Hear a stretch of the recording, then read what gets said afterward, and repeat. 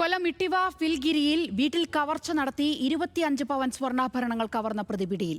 ചിറയൻകീഴ് മാപ്ലാക്കോട്ട് കോണം ചരിവിളി വീട്ടിൽ രതീഷാണ് പിടിയിലായത്.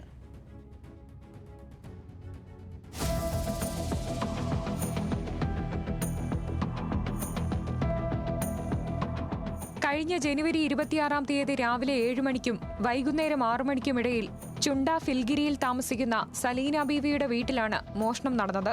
രാവിലെ ജോലിക്ക് പോയ സലീന വീട്ടിൽ മടങ്ങിയെത്തിയപ്പോഴാണ് മോഷണ വിവരം അറിയുന്നത്. വീടിന്റെ പിൻവാതിൽ കുത്തിപ്പൊളിച്ചാണ് മോഷ്ടാവ് വീടിനുള്ളിൽ കടന്നത്. തുടർന്ന് മുറിയിലെ അലമാര കുത്തിപ്പൊളിച്ച് 25 പവൻ കവരുകയായിരുന്നു.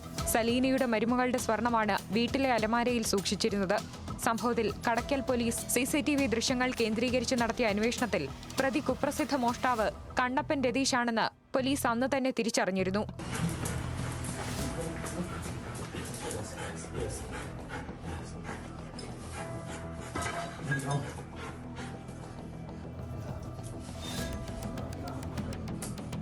ഇയാളുടെ ദൃശ്യങ്ങൾ സോഷ്യൽ മീഡിയയിലും മാധ്യമങ്ങളിലും വ്യാപകമായി പ്രചരിച്ചിരുന്നു.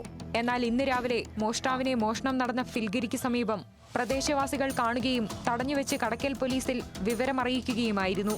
തുടർന്ന് പോലീസ് എത്തി ഇയാളെ കസ്റ്റഡിയിലെടുത്തു. സംസ്ഥാനത്തിന്റെ വിവിധ ജില്ലകളിലെ നിരവധി പോലീസ് സ്റ്റേഷനുകളിലായി 40-ലധികം മോഷണക്കേസിൽ പ്രതിയാണ് പിടിയിലായ കണ്ണപ്പൻ രതീഷ്. പ്രതിയെ കോടതിയിൽ ഹാജരാക്കി റിമാൻഡ് ചെയ്തു. ന്യൂസ് മലയാളം, കൊല്ലം.